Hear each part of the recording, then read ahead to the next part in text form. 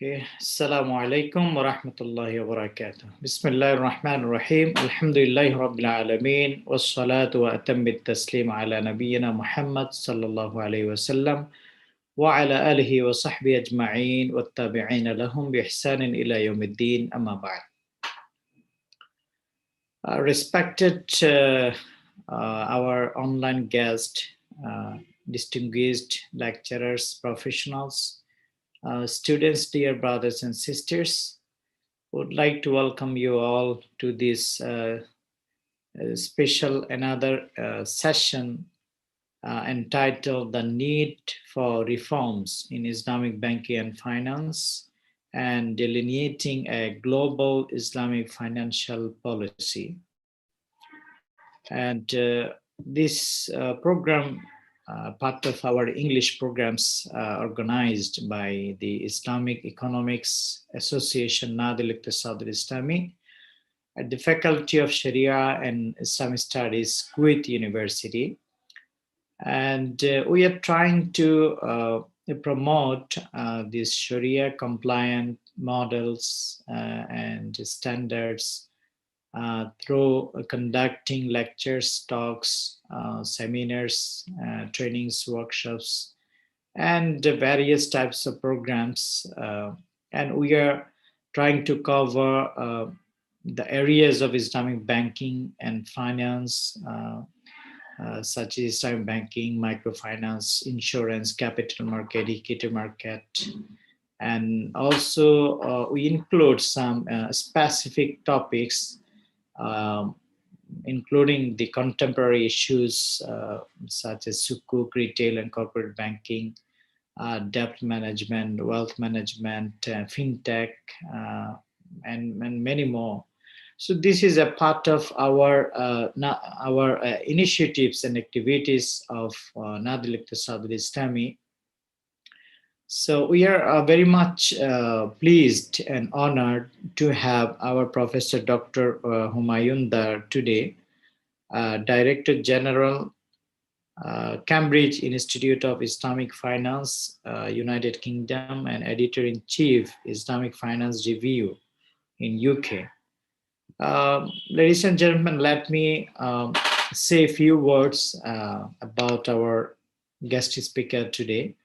Dr. Humayun is a world-known banking and finance expert who earned fame for his innovative approach to a structuring of faith-based and Islamic financial structure.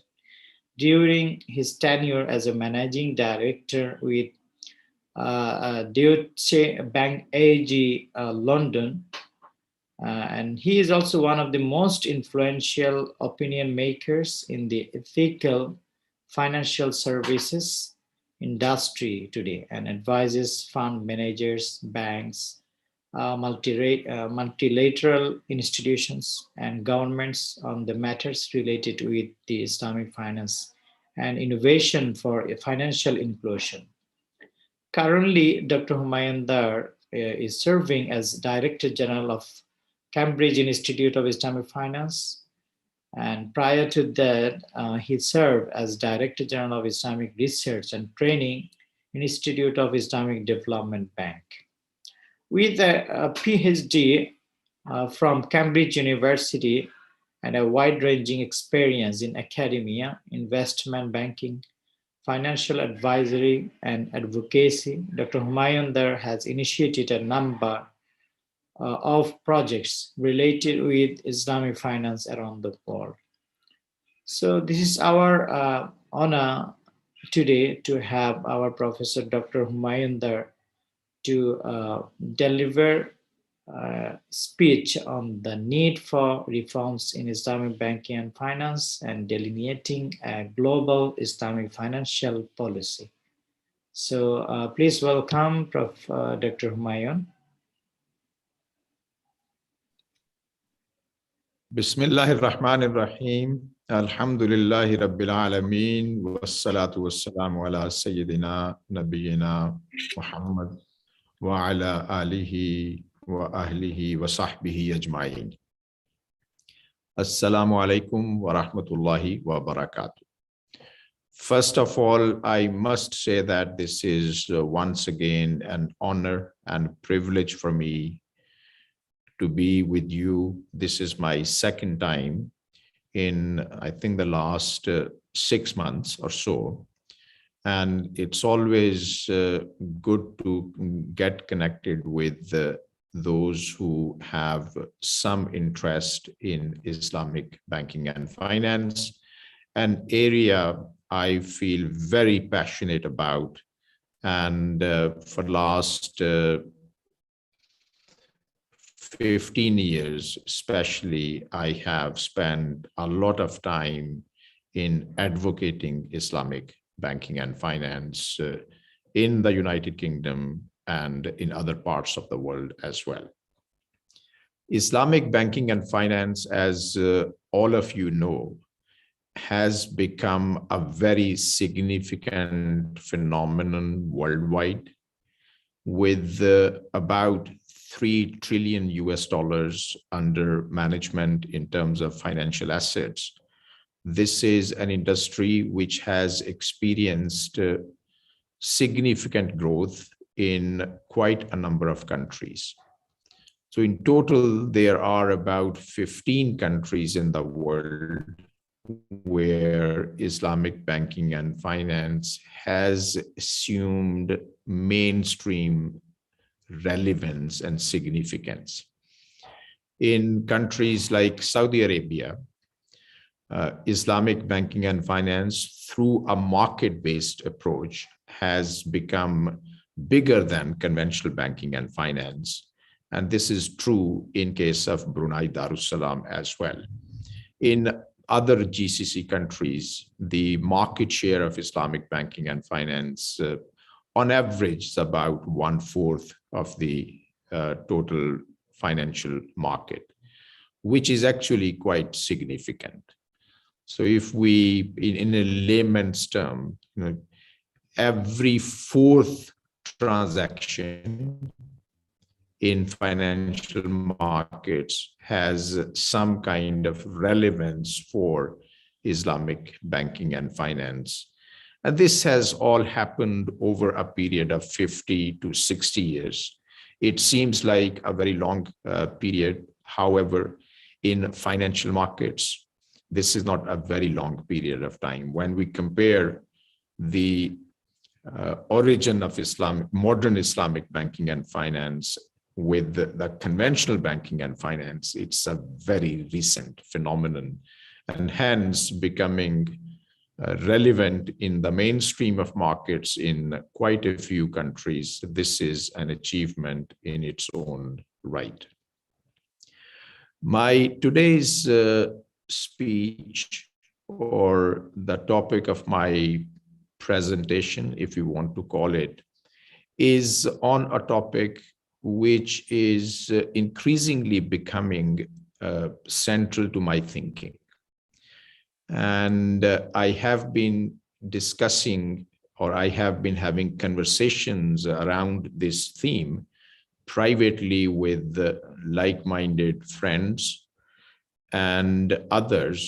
And there appears to be some kind of sympathy with the views I would be sharing with you today. As my brother, Dr. Muhyiddin, stated, the title of today's speech is "The Need for Reforms in Islamic Banking and Finance and Coming Up with a Global Islamic Financial Policy." I must say that Islamic banking and finance started with a very strong reform agenda. The earlier advocates of Islamic banking and finance were of the view that socialism and capitalism are not entirely adequate to offer financial solutions to the people or the markets or the countries in which they are important. And hence, a need was felt by Islamic scholars to suggest a new model of financial services, which should be better than both the socialism and capitalism. As you know, in case of socialism, the private ownership or private rights are not there. So whatever happens to be in a country, in a community, the strong preference is that they should be in the public domain. They should not be owned privately. In capitalism, on the other hand side, the primary focus is on the private ownership, okay? And the sanctity of private ownership is emphasized upon. So these early advocates of Islamic banking and finance, or an Islamic financial system, they were of the view that Islam takes a middle path. It has some characteristics of socialism, and of course it has features of capitalism. These are there, but I must say that Islam has its own unique approach to the issues which happen to be in socialism as well as in capitalism. But from outside, it is very clear that Islam is actually between these two extremes of socialism and capitalism. So that was actually the one important aspect of reforms suggested by the earlier advocates of Islamic banking and finance. And one implication of that was that Islamic financial system would be more just, more ethical, and more inclusive as compared to socialism and capitalism. However, when Islamic banking and finance emerged as a phenomenon in different parts of the world, this emphasis on being more just, more ethical, and more inclusive somehow got diminished. And the primary reason for that was that Islamic banking and finance was developed as a market phenomenon. So it was structured around a banking institution primarily. This is one reason that today we find that about 75 or about 80% of Islamic financial assets are held. Islamic banking and finance has emerged as a banking phenomenon by and large. And as a result of that, Islamic banking and finance has a lot of similarities with their conventional counterparts. Banking institution anywhere in the world is regulated very tightly by the financial sector regulator. It could be a central bank, or it could be another central authority regulating the activities of banks, and in some cases, other financial institutions as well. So these regulators make sure that Islamic banks behave like their conventional counterparts, because at the end of the day, Islamic banks are banks. Now, this has caused some concerns for some of the observers of the industry.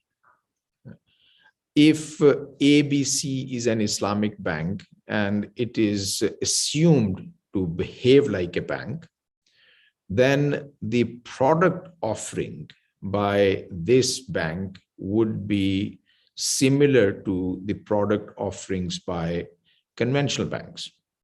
So if a conventional bank is offering a credit card, an Islamic bank would be offering an Islamic credit card. If a conventional bank is offering a mortgage, an Islamic bank or Islamic financial institution would be offering an Islamic mortgage. If there is personal finance facility in conventional banking, there is an Islamic personal finance facility. In certain countries, these products are actually called as such with some kind of acronym attached to them. Like in Malaysia, if we have uh, a conventional product, leasing, for example, it could be called leasing I. If there is a credit card, the bank offering an Islamic credit card would call it credit card I. So saying that this is actually a Sharia compliant or an Islamic financial product. So the way these products are structured, they behave more or less in the same fashion as conventional products. So first I said that Islamic banks are required to behave like conventional banks, and this is a regulatory requirement. And as a result of that, Islamic banks offer certain products which actually behave like conventional products. Although the products offered by Islamic banks and financial institutions are Sharia compliant, I'm not doubting the Sharia compliancy of those products. However, when it comes to the general behavior or economic profiles of these products, they are very much similar to conventional financial products. Observing this phenomenon, many industry analysts have started arguing that Islamic banking and finance, which started with a reform agenda, i.e., reforming the conventional banking and finance, has actually faced a reverse phenomenon. So Islamic banking and finance, according to these industry analysts, is an example of conventionalization of Islamic banking and finance. And I would explain their viewpoint with an example. Islamic banks started using Muraba. So Muraba is a trade-based activity. And in the banking context, a bank buys something from the market for a price and sells this something to its client for a disclosed profit on a credit basis, i.e., on an installment basis. Now, because this is a trade-based product, classically, it would have very simple implications. So if someone goes to an Islamic bank seeking help to buy a car, Islamic banks don't offer credit, i.e., they don't lend money. Hence, that Islamic bank would say that we would like to offer you financing on the basis of Muraba, which would mean that we would buy the car from the vendor for a price and we would sell it to you for a profit, and you would have this facility to pay us the price in simple monthly installments of 36, 24 or 60, depending on the duration of the financing facility. Now, from classical fiqh viewpoint, once the bank has sold this car to the client is obliged to pay the price. the agreed price between the bank and the client, irrespective of whatever happens in the market. Now, because this product was offered by banks, Islamic banks, the regulators came up with certain restrictions. He said, what would be your treatment of this product if the client would like to pay earlier? If the client would like to conclude the transaction uh, earlier than, say, agreed 60 months.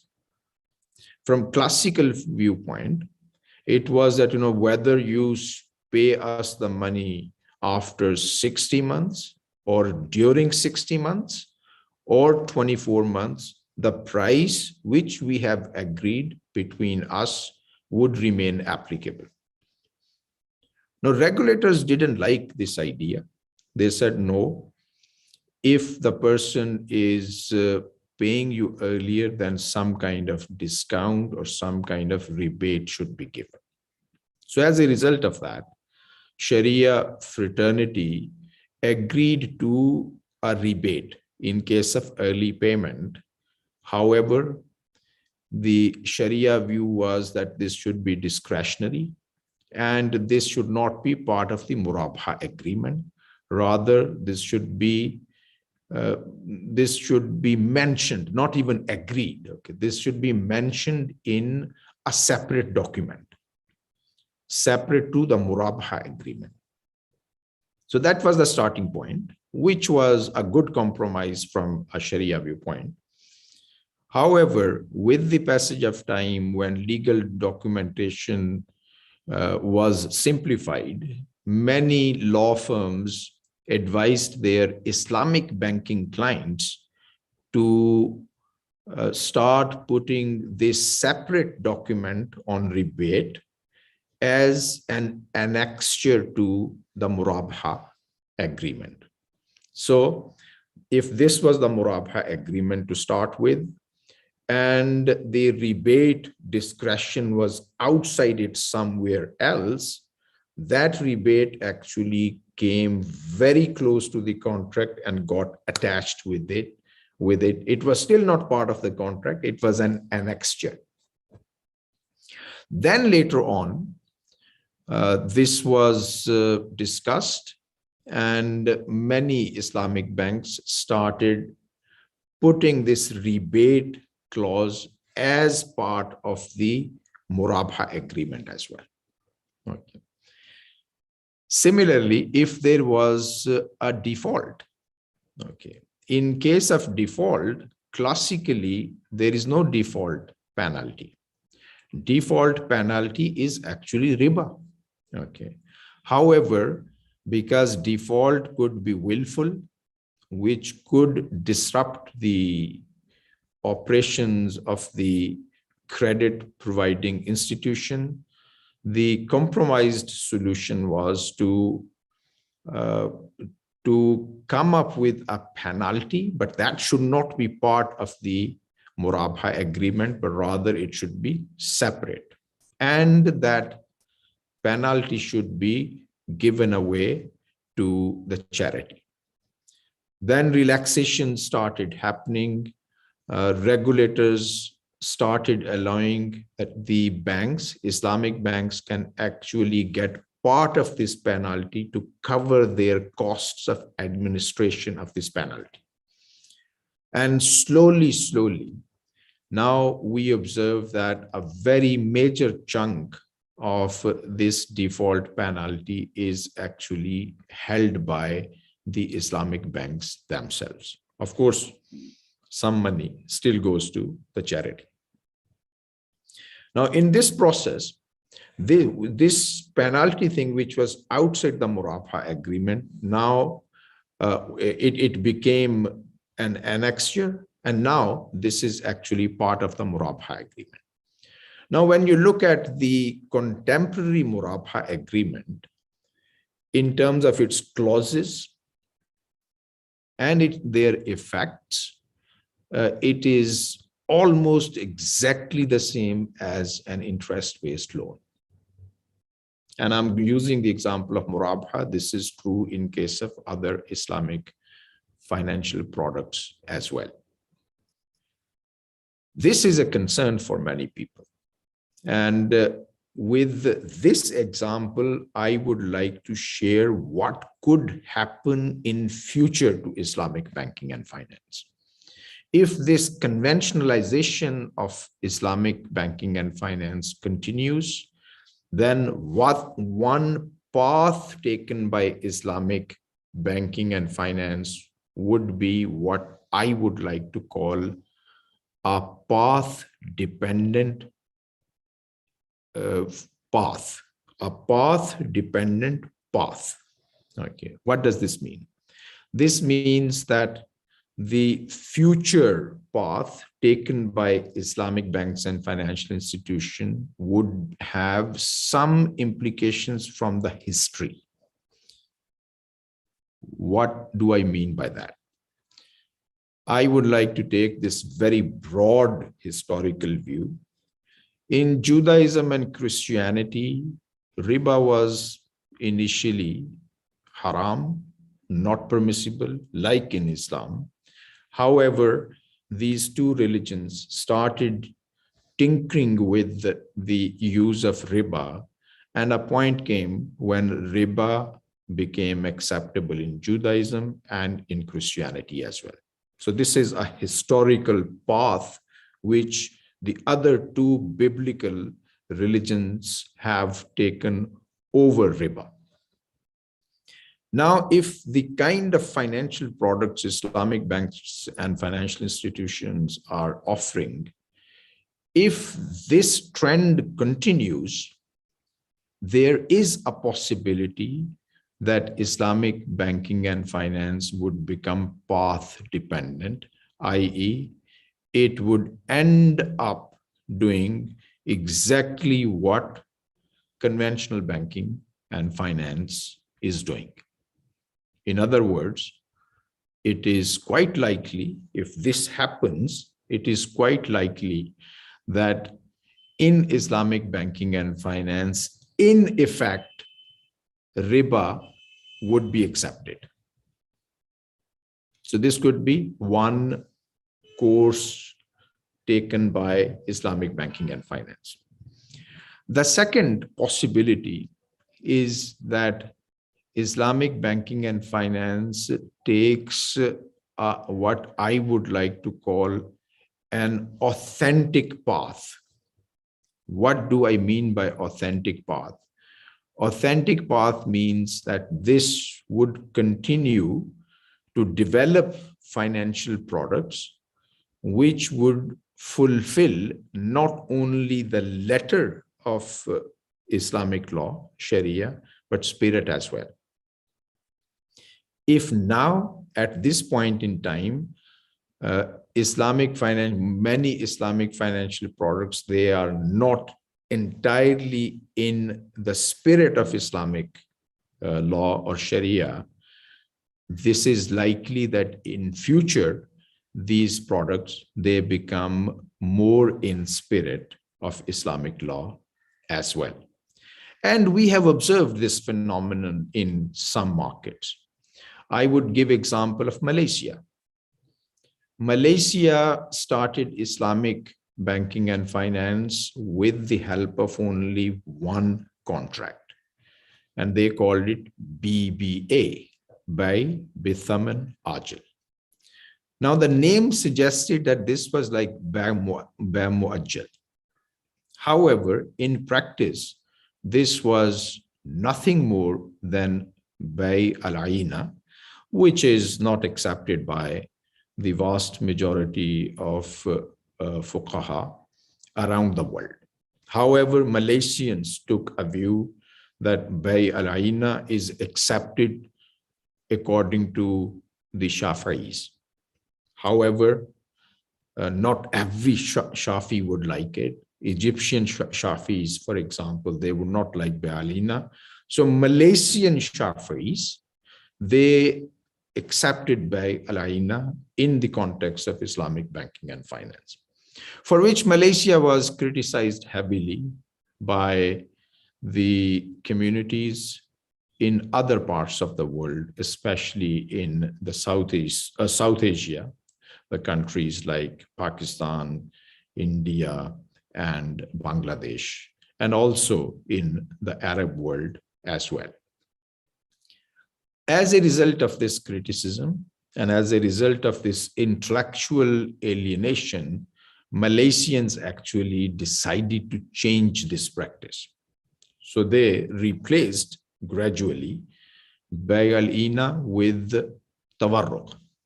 And Tawarruq is a product which is accepted in the Middle East, and this is gaining popularity in some other parts of the world as well.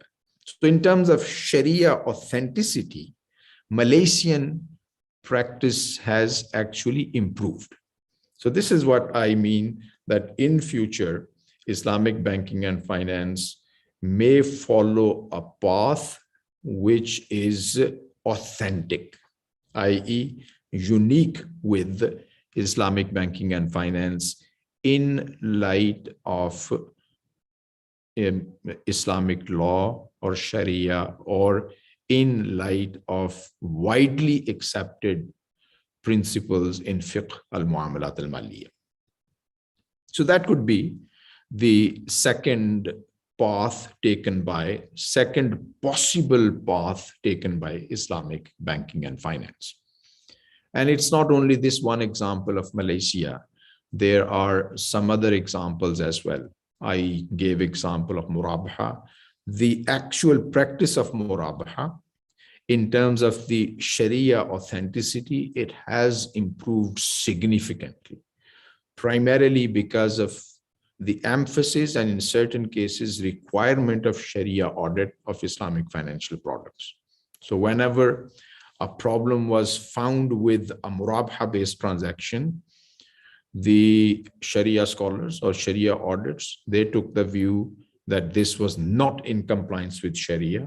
Hence, the income accruing from that product was recommended strongly to be given away to charity, which was loss of income for Islamic banks and financial institutions. And hence, they became very careful when it came to executing Islamic financial products.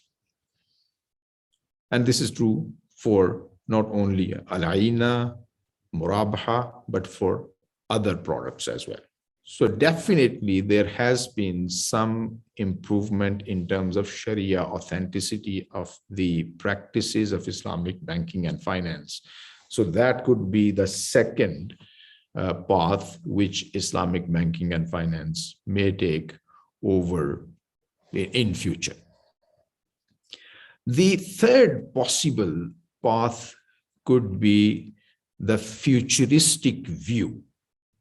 If Islamic banks and financial institutions start taking a futuristic view of the markets and the communities, they may come up with products which would be significantly, if not entirely different from the product offerings as of today.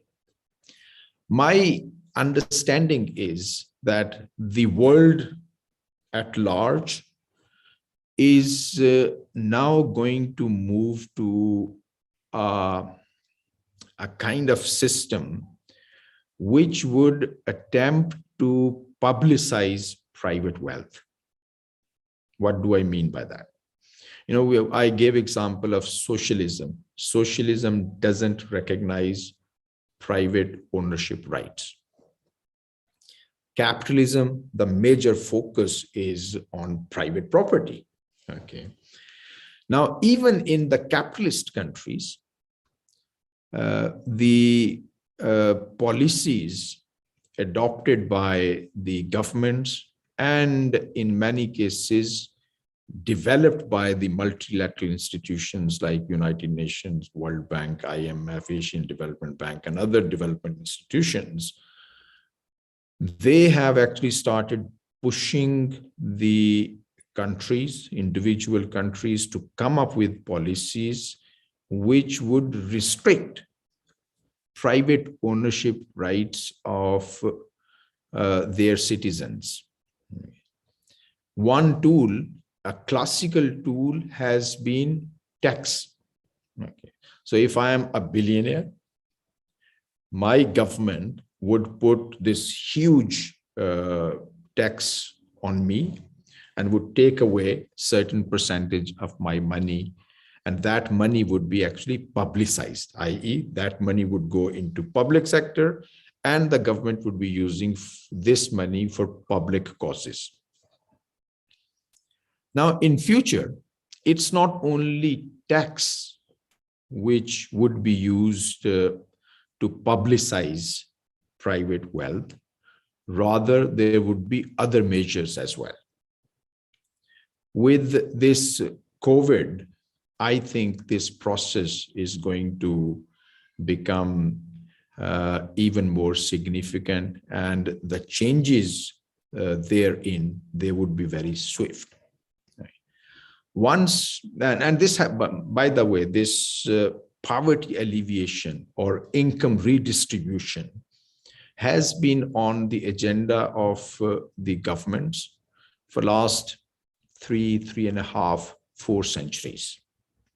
All the governments, they wanted to reduce poverty in absolute terms and in relative terms, which means increasing the income of the poorest of the poor, so reducing absolute poverty, and at the same time reducing income disparities, i.e. reducing the gap between the rich and the poor. Despite a lot of attempts by the governments all over the world, these redistributive measures have not been entirely successful. Now in future, the governments may come up with some coercive measures other than taxes to have access to your money. Now today, if I give an example, this mobile phone has all my money, right? I have quite a few bank accounts, and if I have got my funds in which I have invested, so they are already there. The government actually, or any other body, okay, if they want to restrict the use of my own money, they can do it with one click. And if they think that no, I have not been responsible in using my own money, it is quite possible that they would restrict the use of that money completely by myself and taking the control of that money. So that is basically a possibility of publicizing the private wealth. Okay. If that happens, this would be very close to the Islamic stance, i.e. the middle path between socialism and capitalism. So as long as an individual is responsible with their wealth, they would have discretion to use that money in whatever responsible manner they want to use it. So if I'm a billionaire and I recognize my social responsibility, I'm a philanthropist, I contribute money to charities, I give money to some needy people, and this whole behavior is being recognized by the society as a whole, they would continue to allow me to use my money in whatever responsible manner I want to use. However, if I'm a billionaire and I'm not responsible with my money, in future, this is quite possible that there would be restriction on the use of my money on myself. So I may not be able to use my money in a fashion which could be considered as irresponsible. And I think this is, if that happens, this is quite close to an Islamic solution. If we accept that this is going to happen in the future, then there is a definite need for reforms in Islamic banking and finance, and hence coming up with a global strategy to introduce these reforms in different parts of the world where Muslim communities are relevant. Now, what I mean by that one. So basically, this would, in terms of Islamic banking and finance, this might mean to come up with products which are collective in nature. Let me give you an example of a mortgage. As of now, I go to ABC Islamic Bank. I'm not talking to Arab Banking Corporation, just a bank, an Islamic bank. So I go to an Islamic bank and I seek home financing from my Islamic bank. An Islamic bank offers me a home finance product, which is based on, say, diminishing musharaka. So when I fulfill all the terms and conditions of the product, I become full owner of the house, which I have bought with the help of the bank. Now, if we keep in mind this publicizing, possible future publicizing of private wealth, an implication of this for Islamic banks could be to come up with home financing in such a way that the residence has some aspects of private wealth and some aspects of public wealth. Let me give an example. In everywhere in the world, including in the Middle East, in South Asia and Far East Asia, Africa, there are now big building and construction companies which would build the new cities, towns. Okay, they are called. I'm sitting right now in Pakistan. There is one property developer group called Bahriya Town. So they actually develop these new residential areas and sell houses to private individuals. Now, Islamic banks, keeping in mind this possible future publicizing of wealth, they might want to come up with a product which would allow their customers to have a house in that residential block by paying certain amount of money in monthly installments. At the end of those installments, the person would have full rights of benefiting from that house, i.e., living in that house, until the person dies. And the rights benefiting from that house would not discontinue at the time of the death, but rather these beneficial rights could be transferred to the person's children, sons and daughters. However, neither the man, the person himself, nor his successors would ever be able to sell that house. So this is a kind of middle thing. You have all the rights of benefiting from this asset, except that you would not have a right to dispose it off.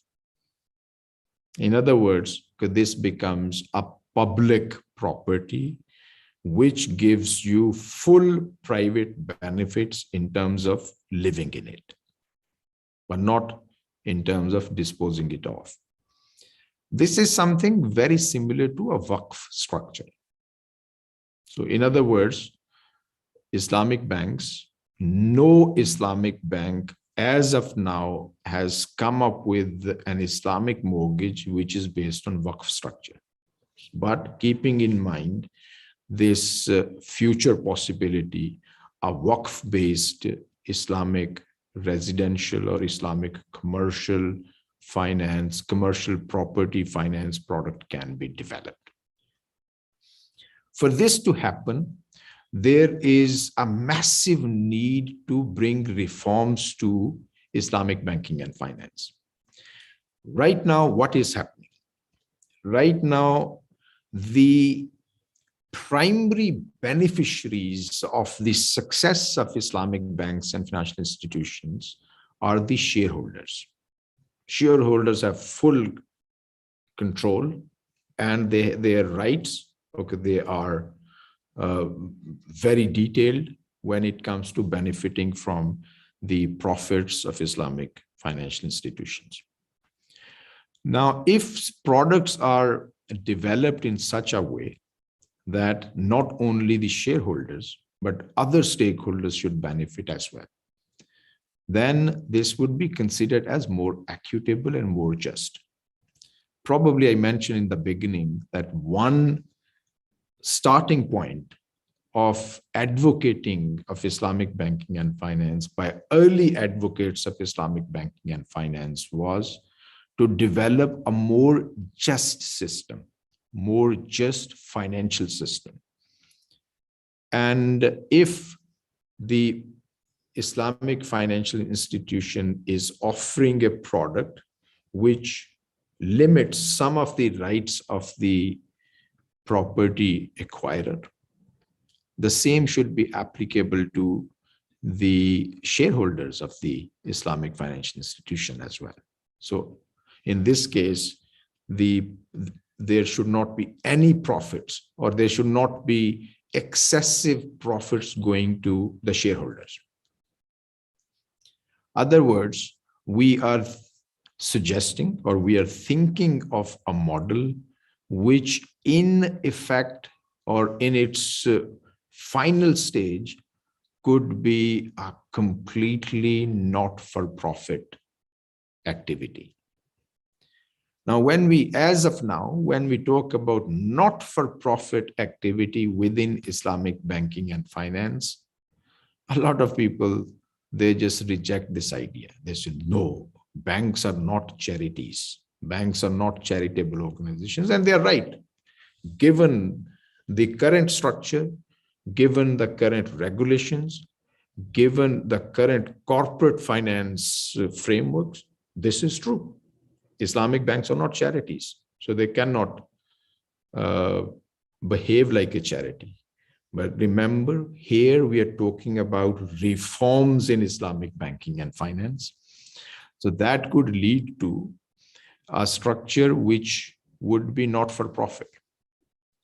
And this not for profit idea, it is not something which is completely alien. In conventional framework, this is something being promoted. The emphasis is not on GDP, for example, in most cases. Now, a number of countries have come up with their targets in terms of happiness, welfare, betterment of people. And with this, the emphasis on something which is beneficial for all would come out as well. And the reform in the conventional framework, that would come from the capital markets, from stock markets, for example. New instruments could be developed. Not only shares, but or if they are still called shares, they could be, right now we use A shares, B shares, C shares. There could be X shares, Y shares, Z shares in future, giving different rights to the shareholders. So that kind of, I believe in future, that kind of reform in Islamic banking and finance is required. Okay. The life would become, the private life would become very, very public. And actually, our life, if we scrutinize it, it has already become very public. Those who use social media, myself, for example, I voluntarily share a lot of information with people on Facebook, Twitter, LinkedIn, here and there, so that a very significant proportion of my life has become public already. And this publicity of life should be reflected in the Islamic financial products as well. So that is what I mean by the need for reforms in Islamic banking and finance. That would ultimately mean that all the stakeholders in Islamic banking and finance would be benefiting in an equitable and more just way. Now, how can this be achieved on a global level, i.e., coming up with a global Islamic financial policy?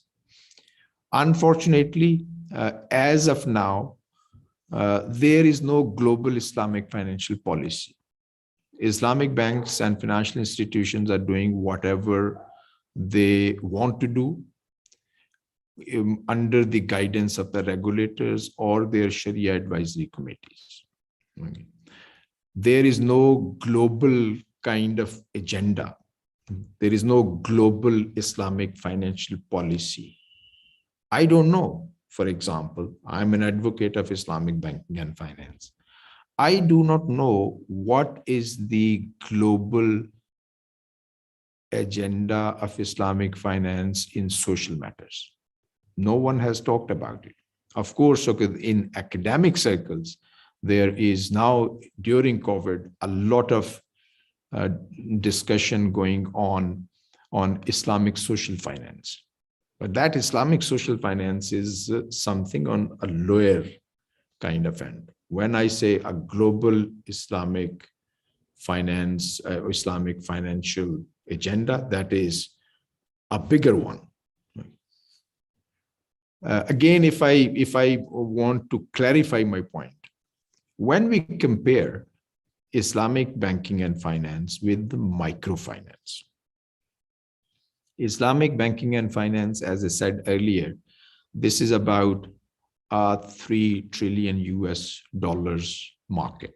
Or on the other hand side, microfinance is a very small market on a global level. But in terms of its achievements, in terms of financial inclusion, in terms of women empowerment, in terms of poverty alleviation, these are a lot more than what Islamic banking and finance has achieved. And as a result of that, there is a lot more mainstream recognition of microfinance as compared to Islamic banking and finance. Despite all these developments and growth in Islamic banking and finance, and despite it attaining the size of $3 trillion US, apart from these 2 or 3 countries, in other Muslim countries, the usage or uptake of Islamic banking and finance is rather very limited. So even within Muslim communities, within Muslim countries, the recognition of Islamic banking and finance as something socially useful is not there. In case of microfinance, that recognition is there. That recognition is there amongst policymakers. That recognition is there amongst countries. That recognition is there in terms of in multilateral institutions and other world organizations. And for me, as an outsider, if the founder of microfinance has earned Nobel Peace Prize, someone from Islamic banking and finance should have received a Nobel Prize as well, but this hasn't happened. And I can't see this kind of global recognition taking place in the near future. So this is what I mean, there is no global Islamic financial policy. There is no global Islamic financial agenda. The only thing so far in the last 50, 60 years has been, we would like to make is financial services, financial products, Sharia compliant, which has its own value, relevant to Muslims, but others, they may not be very interested in it because this is not consistent with their faith.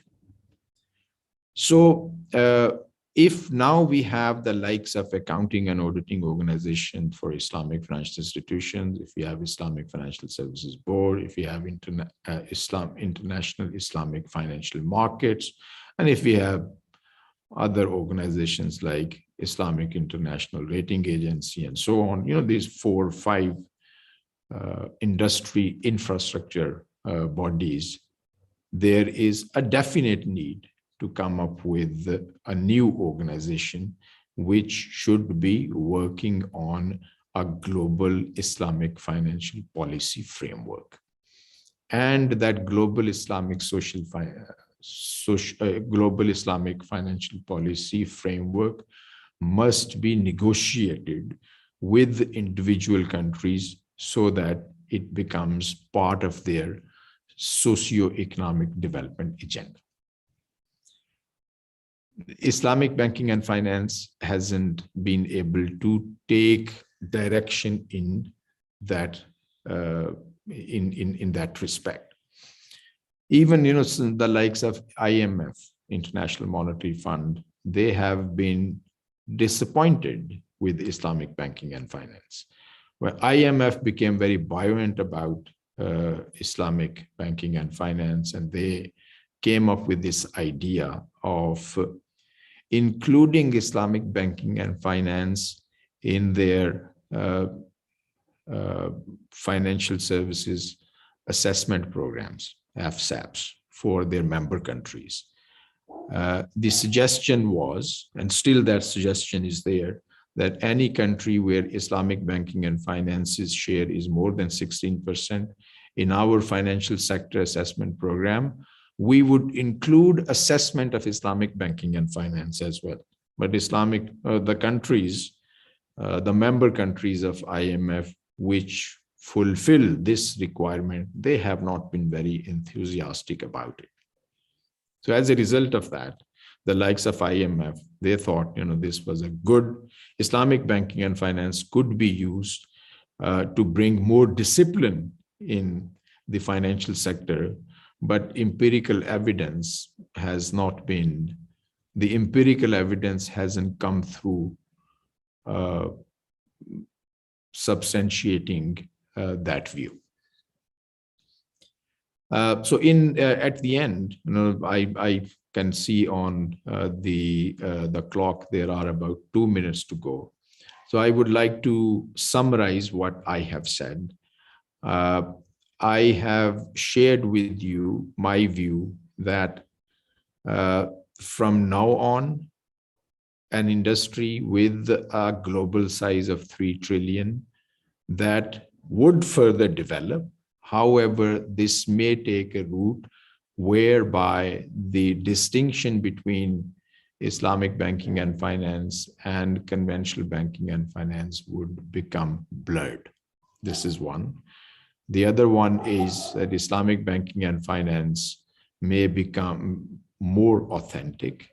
And the third one, the chances of which as of now are very slim, but you never know. Islamic banking and finance takes a futuristic view to start developing itself as a phenomenon which is in line with the requirements of the future societies. And that future is not distant future. It is actually already knocking at our door. And if Islamic banks and financial institutions, they want to remain relevant to that future, and they want to remain relevant to the needs of the people in that future, they would have to start thinking about bringing reforms in their practices, in their policies, in their philosophies as well.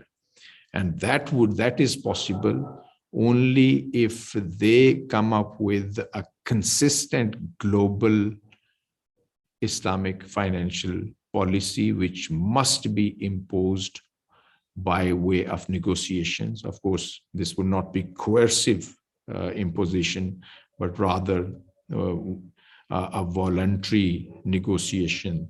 Through this one, this can be achieved.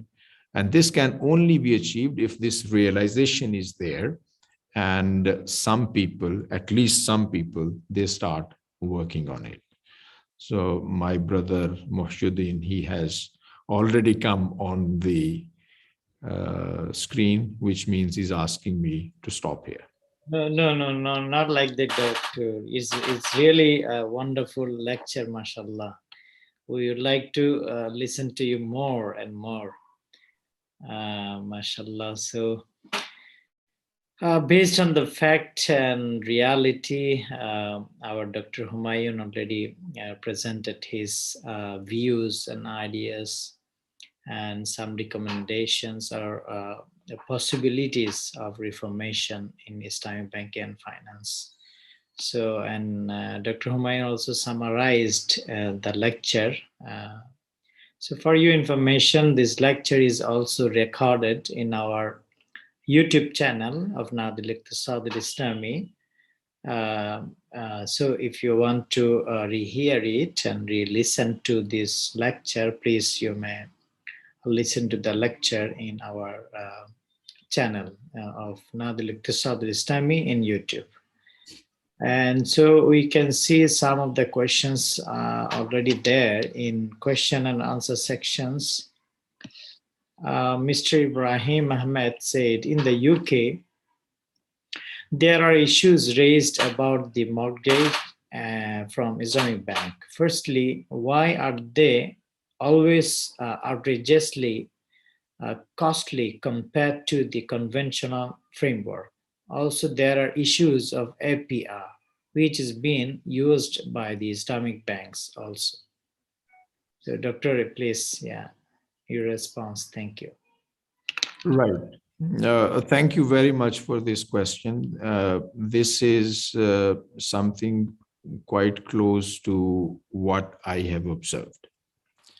But I must say that when it comes to rates, Islamic mortgages, which are known as home purchase plans in UK, they are not more expensive than the conventional mortgages in terms of rates. However, there are certain fees which the users of Islamic mortgages have to pay. And depending on the size of the property, this could be between 4,000 to 16,000 pounds. Okay. And this gives an impression that Islamic financial products are more expensive as compared to the conventional. And as I said, in terms of rates, once you are into the product, you might find that your Islamic mortgage is actually less expensive as compared to the conventional one. I myself, I went through a mortgage with an Islamic finance provider in UK. And it is actually quite a painful process because the bank actually becomes the owner. And it's not just, sometimes people say that, oh, the bank is owner only in books. No, I will give you example. I bought a house and then I sold one of my existing houses. Okay. So the tax, there was a possibility of tax rebate. So I applied to the tax authorities for the rebate, and they did not act upon my request for about a month. When I called them, they said, "Oh, we are still looking into your application." Then I said, "Oh, this is about a month. Okay, you normally take a decision within 3 days. So what's the problem?"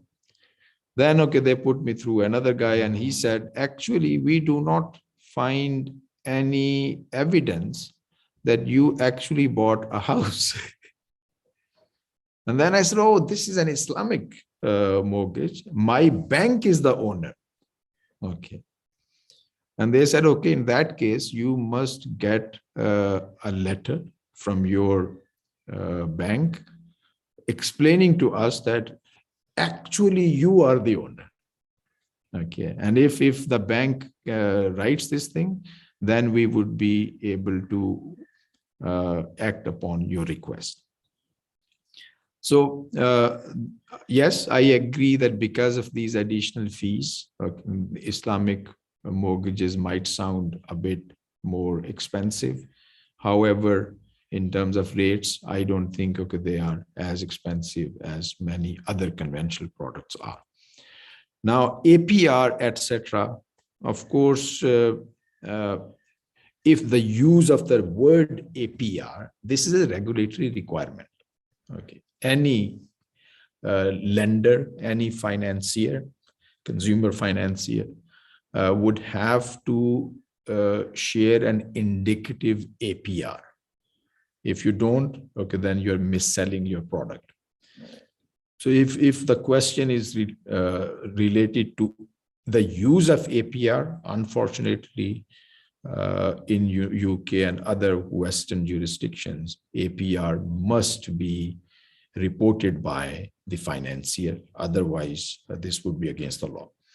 If your question is about benchmarking Islamic financial products with respect to a conventional rate like interest rate or Bank of England base rate, then a lot of people have already explained that benchmarking of an Islamic financial product with respect to a conventional rate is acceptable. There are no Sharia concerns with that one. I hope I clarify this point. Thank you very much, Dr. Humayun. Now, another question from Mr. Basiru Dio. Can you have your comment on the recent alternative facility deposit set up by Bank of England to allow Islamic banks to get refinancing from it? Yeah, I think this is a welcome step because Islamic banks, although Bank of England or the Financial Conduct Authority would say that they have offered a level playing field to Islamic banks and financial institutions, but that wasn't the case. So with this new facility, at least Islamic banks have access to this arrangement by the Bank of England. This would only help Islamic banking and finance in the country. Okay. Thank you so much, Doctor. Thank you, Mr. Bashir, as well. Now another question from Al-Amin Yaqub Abdullah says, thank you very much for this interesting lecture and valuable information. My question is, how does Islamic banking affect monetary policy conduct? Given the prohibition on interest, and what reforms are needed? This is actually a difficult question. Okay. And the answer would definitely be difficult as well. So despite the fact that Islamic banking and finance has assumed mainstream relevance in quite a few countries, but when it comes to monetary policy in those countries, unfortunately, there is no consideration given to Islamic banking and finance. Monetary policy anywhere in the world is actually interest. It's related with interest rate mechanism. Okay. Whatever be the objectives of the monetary policy, whether this is price stability or this has some other objectives, interest rate and exchange rate, these two are instruments which the governments play with to achieve their desired objectives. Right? So I think whether in a country Islamic banking exists or not, when it comes to monetary policy, this is something very much interest-based, or this would have, as I said, focus on interest rates and the exchange rates. Thank you so much, Doctor, and thank you, Mr. Amin. Another question, let's take from Sister Latifa. Thank you for this lecture. Some solutions are not acceptable according to Sharia. For example, the mortgage that allows the property of a house without the right of selling it. This kind of condition is invalid according to scholars. How can we manage the contradiction between Sharia basics and finance requirements? Yeah. It depends how we structure it. Okay. If right from the beginning, the intention is to buy a house so that it becomes your private property, of course, then from Sharia viewpoint, no one can put a restriction on the owner to do this thing or that thing with that property. However, if a product is being offered which allows the person to have access to the benefits of the asset, whether this is house or something else, and there is prior at the start agreement on this one, then there is no contradiction with Sharia. And of course, the price or the contribution by the member in this case would be accordingly less, or it could be spread over a very long period of time. Thank you, Doctor. I can see another question from Mr. Ibrahim Ahmed. About social matter, are the Islamic Microfinance Bank not an example of social responsibility?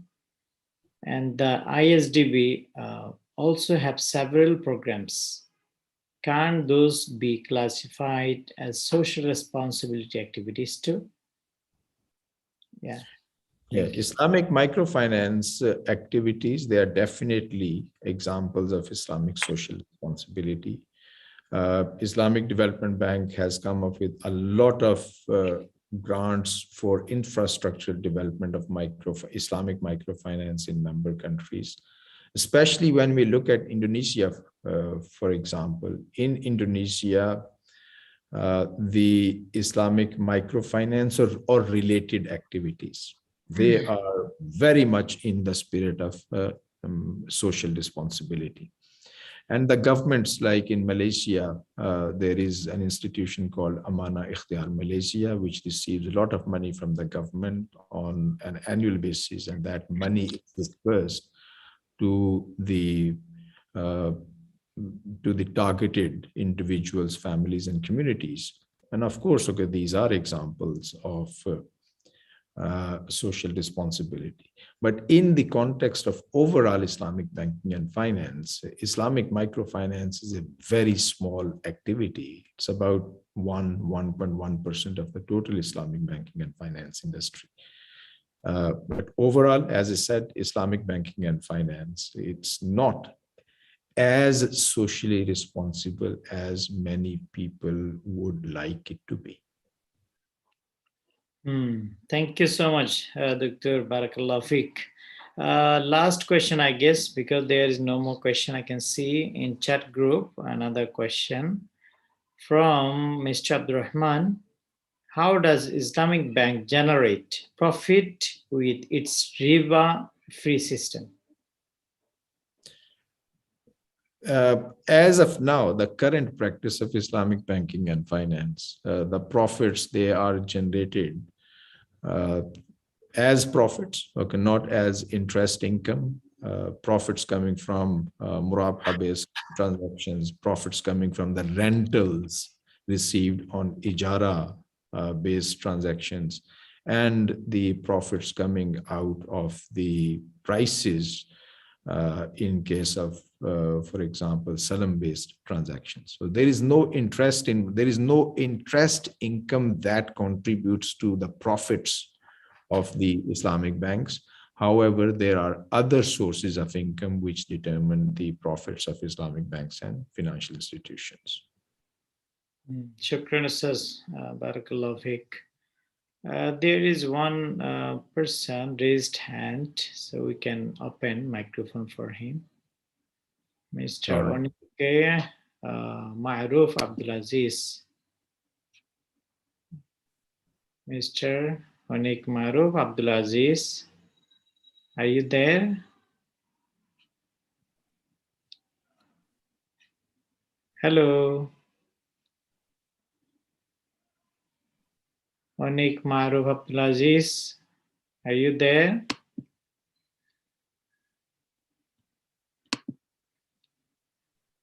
He raised his hand few times. Assalamu alaikum. Wa alaikum assalam wa rahmatullah. Yes, brother. Yes, please. Assalamu alaikum. Wa alaikum assalam. Yeah. Jazakumullah khaira, Prof, for this wonderful presentation. I'm Abdulaziz from Nigeria. I've been following your presentation. It's very enlightening, very educative, and very worthwhile. I want to know the effort you are making, or your organization is making, to get some of the universities in the UK to introduce first-degree courses in Islamic banking and finance. To the best of my knowledge, there's only one university in the UK at present offering a course in Islamic banking and finance.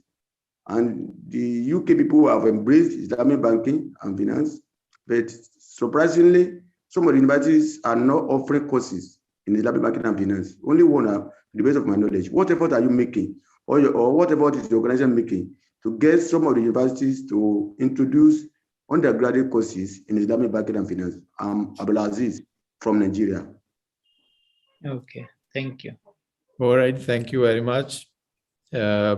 Actually, a number of there are about 16, 17 institutions offering qualifications in Islamic banking and finance, qualifications or modules in Islamic banking and finance in the United Kingdom. When it comes to developing an undergraduate program in Islamic banking and finance in UK, unfortunately, the required market is not there.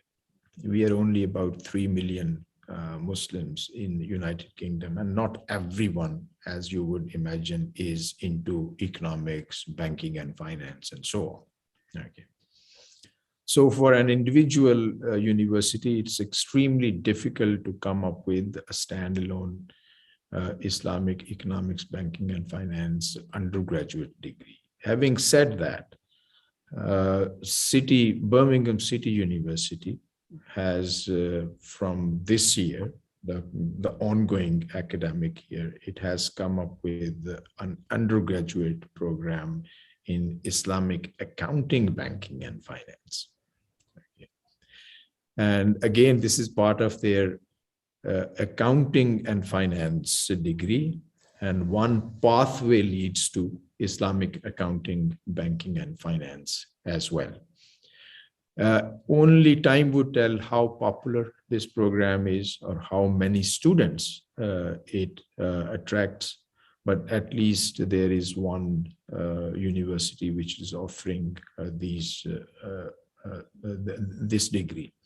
Markfield Institute of Higher Education near Leicester, they have an undergraduate degree in Islamic studies, and as part of it, they offer Islamic banking and finance as well. But I must say that given that United Kingdom is not an Islamic country, we should not be having very high expectations from the universities therein to develop Islamic banking and finance related courses. I believe that the universities and other institutions in the United Kingdom, they have played a role bigger than what they should be doing already. And the universities and institutions in the Muslim world, they should develop their linkages with these universities to develop detailed programs, academic as well as professional programs in Islamic banking and finance in their own countries. Thank you very much, Prof. And thank you, Brother Abdulaziz. So I think there is no more questions we can see. We would like to thank you very much, all participants, guests, and our online guests from around the world. Thank you very much for joining us and for your support to our Nadil Iqtisad Islami. And would like to thank our management in Nadil Iqtisad Islami, especially who are working hard in every week, every month. We are conducting programs more than 20, 21, 22 programs in a week. So we thank to our all management members and also coordinators, and especially our Director General, Dr. Ala Al-Ubaid, whose direction and advice brought us up to this place now. It has become now a global platform for Islamic banking and finance. And lastly, on behalf of Nadil Iqtisad Islami, we would like to thank and our gratitude to Professor Dr. Humayun Dar for this wonderful and beautiful session. MashaAllah, everyone is very much, appreciating for this lecture. We thank you very much, Prof, for your time, for your effort, for your this wonderful presentation. And we hope to see you again in upcoming programs, inshallah. And Prof, if you have any few words as a concluding remark, please welcome. Once again, I would like to reiterate my thankfulness to you for offering me this opportunity to share some of my ideas. And I must say that you are doing a wonderful job. The use of technology for disseminating knowledge and information on Islamic economics, banking, and finance, this is very, very commendable. And I would recommend other organizations to follow this tradition. It's very cost effective, it's very time efficient. And I think in this era of information technology, this kind of programs can be used effectively to come up with not only seminars and Zoominars, but some qualifications globally offered and accepted and respected as well. So thank you very much once again. And I pray to Allah subhanahu wa ta'ala that you all remain safe and your families are protected. Amen. And please pray for me as well. Amen. Thank you so much. Barakallahu feek. Wa kataballahu ajrakum ustaz. نسأل الله سبحانه وتعالى أن يتقبل منا هذه الخدمة الكبيرة وأن يبارك سعينا وينفع بنا الإسلام والمسلمين.